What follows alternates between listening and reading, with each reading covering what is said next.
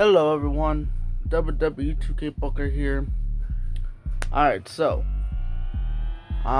today I wanted to make this video particularly about how I would change up WWE.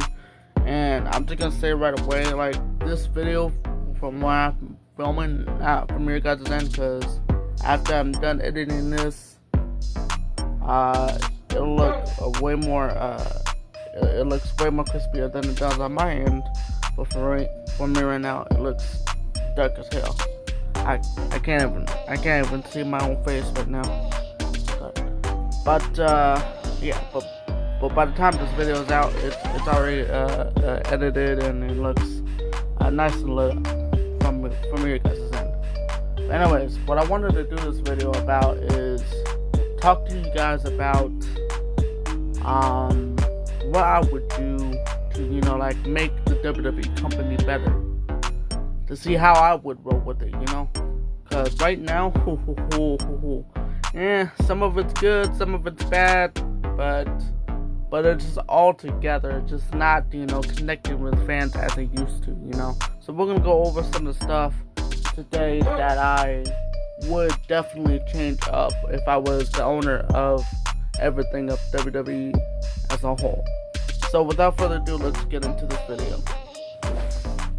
Alright, so for starters, let me fix the camera a little bit because it's fucking up.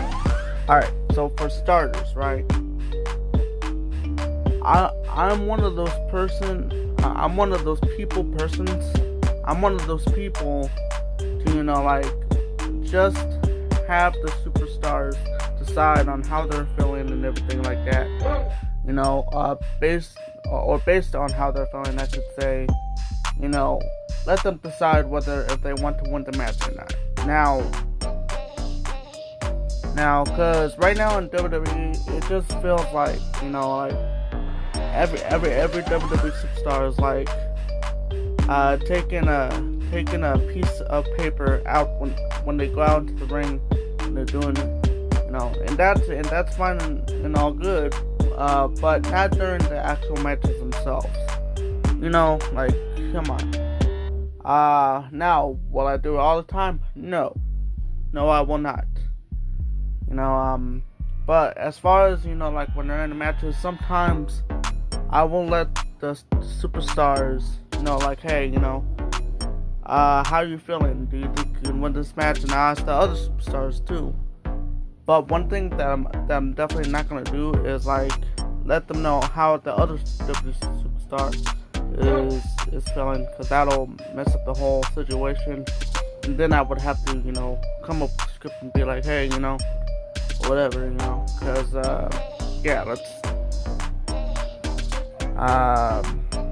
because I figure, why not let them decide.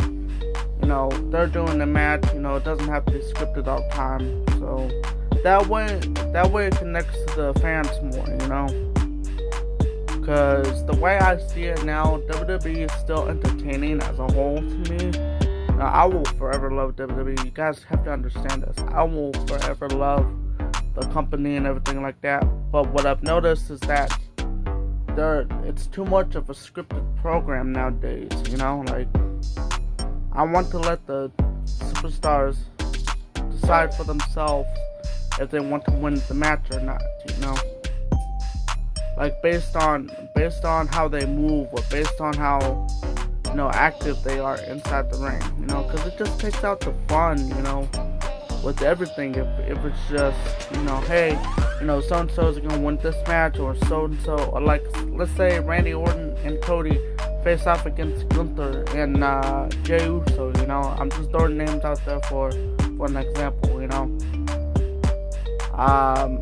I won't say, like, hey, so-and-so is gonna win this match with that person, because it just takes out the fun,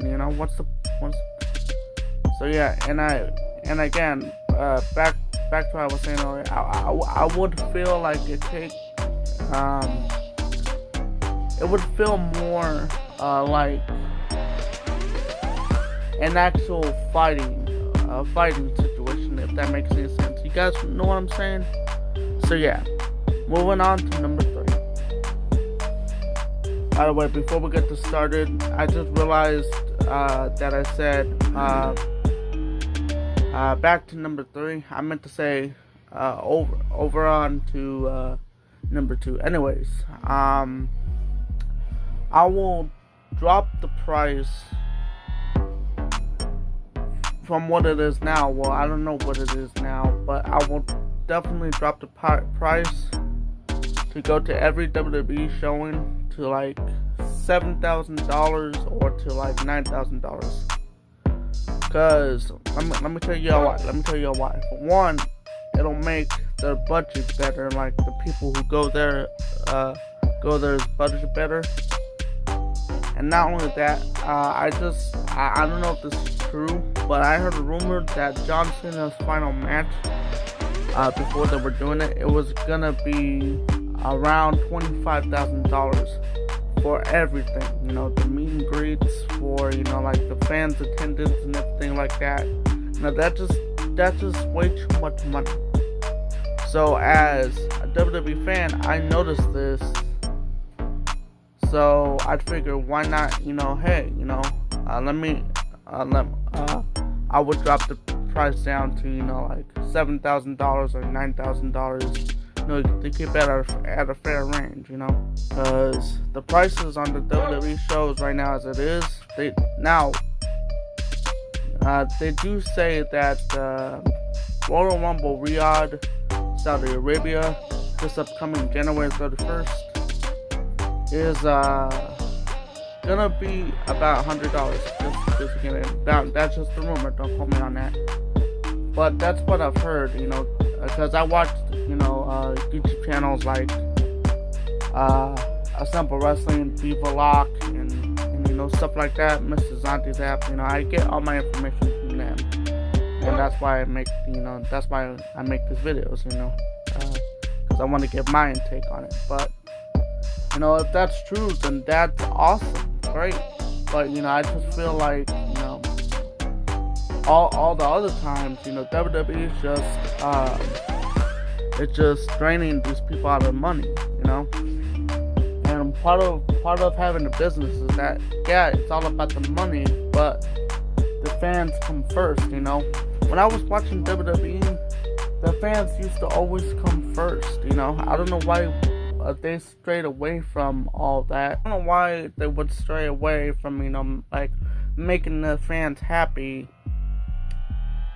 and you know, just ditching them and being like, you know what, let's think about all the money, right? And I get it, it's a business and things and prices are going up, but at the same time, you have to engage with the fans more. You can't just ditch them and then just go after the money side of things. No, it doesn't work like that. If you were smart, and if Triple H was smart, sorry Triple H, don't call me on that, I love you. You'd be like an uncle to me, you know, going into this business. But I'm just saying, you know, everybody hates you online. They have a right to. So, you know, plain and simple, WWE just feels like, you know, a gimmick, or sometimes like an ad.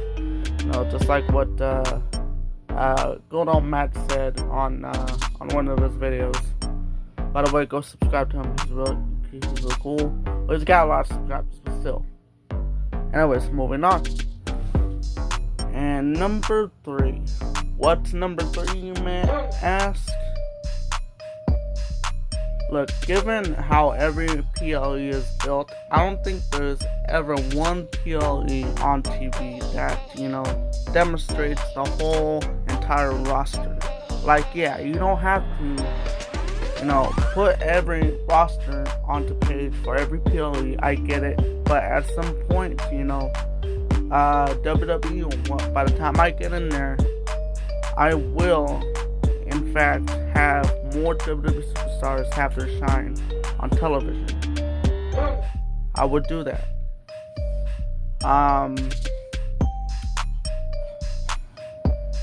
Yeah, cause certain names and certain titles, like why would they have, you know, an Intercontinental Championship, a U.S.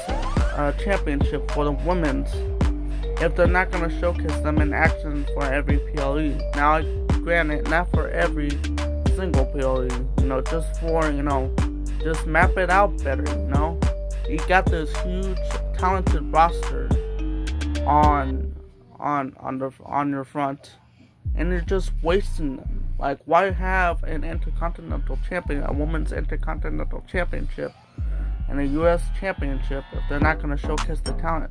I don't get it, And one thing that I've noticed, and one thing that Matt noticed, is that, one thing I've just noticed is that Matt is right on one of his videos when he says, the main event talent is not showcased enough, on TV. That I could agree with also, because, again, it's a company. I know it's all about the money, but that word, it's all about the money, just freaking sucks. I wish that wasn't even around. Like WWE growing up for me was like the icing on the cake for me. I would love to watch it, and it was a lot more wholesome too. It was a lot more of that. You would eat a lot more. What you were getting. Now it's just like you have to pay. For this much and for this much. And there's Triple H smiling at you, and he's got your money, that kind of deal. And I'm just like, come on, like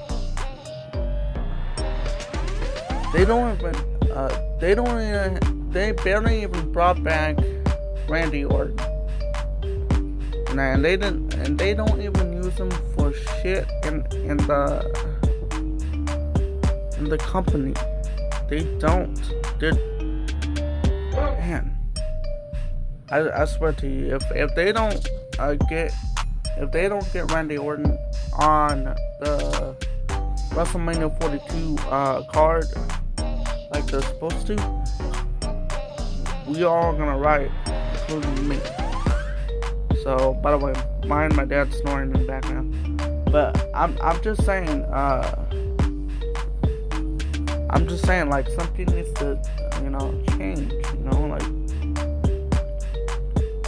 Anyways, I'm straight away. Point and simple, like I said, in the last clip of this video, I would let the canon of superstars right now, including the young talent and main eventers, to have more showtime on TV. Again, not for every PLE, just mapping it out and seeing where things go. Like, that's all it is. That's all you have to do. Now, moving on. And number 4. I would listen to the fan base a lot more than Triple H does. So for like every PLE, let's say someone wants, like AJ Styles versus John Cena again. I'm just saying for an example. I know John Cena is not gonna wrestle again, because of that. Honorable tap out, that he did. That was all him, by the way. That had nothing to do with Triple H. Triple H's booking, He knew that going into this, that Gunther was supposed to be the one to come out to win the victory, and Gunther did that. So that wasn't on Triple H. And I do believe that y'all, push Triple H too hard also. Not saying you do it all the time, but because it's mostly him for sure, but let me tell you. But yeah, that night wasn't on him. Anyways.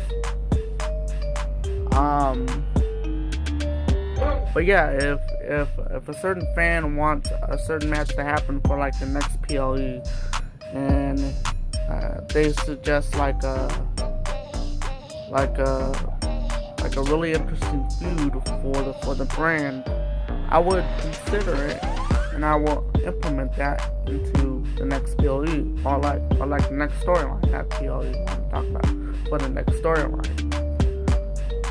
And I will have, like for the next couple of weeks leading up to this other PLE, to have, like Seth Rollins or Roman Reigns, face off, every week, and I will build up more and more as the story continues.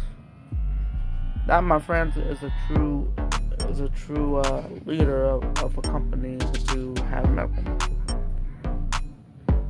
Now, haters are gonna hate. Haters are gonna hate. I'm not saying otherwise. I just feel like WWE needs a better booking strategy and a better storylines to engage with audiences more. And I would definitely get that to them. But anyways, off to the next fifth thing. Okay. And this one isn't all that much, because I do believe that Royal Rumble Riyadh is a solid location to have, like Royal Rumble in. But you know what? I don't want to get into politics all that much, so I'm just gonna ignore that for now. But back to what I was gonna say to you guys. My bad. Let me take a sip. This is coffee. So, anyways, Riyadh is a solid location for on Rumble, and the same that goes with Elimination Chamber. There we go, Elimination Chamber. Don't mind this. I do this all the time. Those goes for hand. Me is me, and you is you. Okay, I'm just for you. But anyway, like Chicago, that's gonna be held in that's gonna be held for Elimination Chamber. But WWE, if they wouldn't have come up with a new location, they should have kept WrestleMania for this year to be at New Orleans. I'm sorry, we're going to Vegas again. This is the second time Triple H to be here. If you have not noticed, what the hell are you doing? Like, come on. And we also have SummerSlam in Minneapolis. PLE I'm gonna go at, well, hopefully, I don't know, I still gotta keep getting right with God and everything like that, because I'm a Christian. I believe what I believe, because my name's Christian, so I was a Christian even before I became a Christian. Yeah, but I would keep that definitely going, for like the years to come. I have like Clash at the Castle will be at Tokyo in 2029. Now, granted this, at the end of this year or the beginning of next year, I solely plan to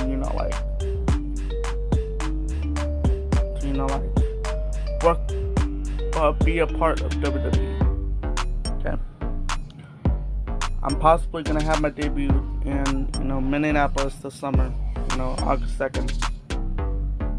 But I'm not gonna leave WWE even off screen just yet. I'm still gonna have my presence known, going forward into 2027. In 2027 also, I plan to be in NXT or train for NXT so that I can get into it by spring of 2027. So that way I can major into the main roster and be on and sign with Raw. Because I would prefer being on Raw more than SmackDown, because I feel like Adam Pearce does a better job than Nick Aldis, but that's my opinion again. So, but You think of locations like Toronto, Canada, and I'll possibly have that be booked for Elimination Chamber again in 2029, or Las Vegas, Nevada. Shoot, who knows? Or Reno, Nevada. I mean, heck, there's a lot of locations. There's a lot of cool locations that I could be booking these PLEs at that I think will sit well with audiences. So off to number 6, I believe, the last one. Ooh, what do we got here? And again, for those new to my channel that say, hey, WWE took a booker, why are you looking this way when you're supposed to be looking this way at the camera? If you guys don't know, well, first let me start that over before I contradict myself.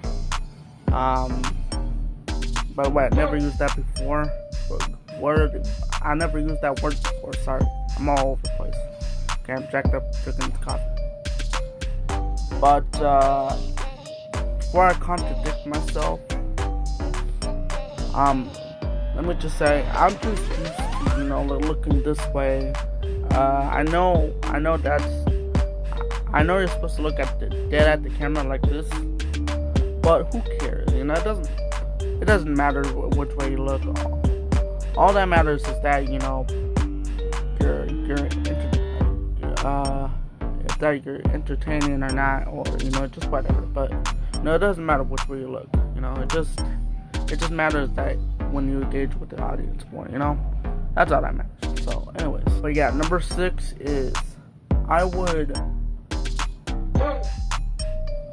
only let surprise returns happen for every PLE every 3 years.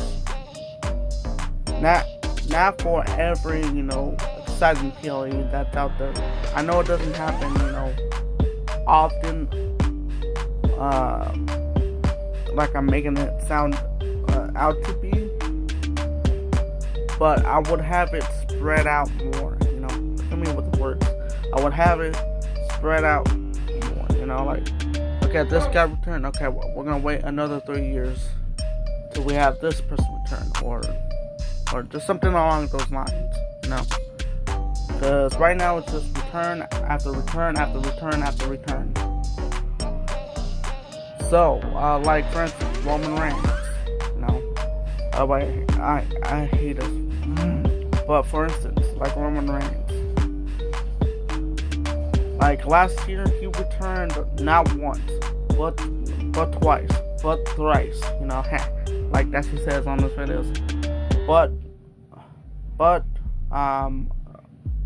4, but 5, but 6, it might not have been 6, but anyways, he just kept on returning, and it just kept on getting repetitive, and that just kept on getting angry, because, for one, WWE has nothing better planned for the brand, and for their brand, for both SmackDown and Raw, and for